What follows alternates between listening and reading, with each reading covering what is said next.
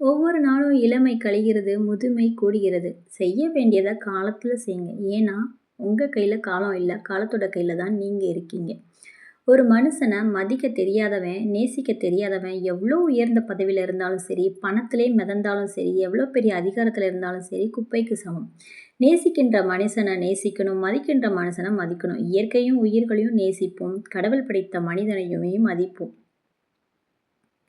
அவமானம், தன்மானம் இந்த 2மே நம்மளோட வாழ்க்கையில அதிக பாடத்த கத்துக் குடுக்குது.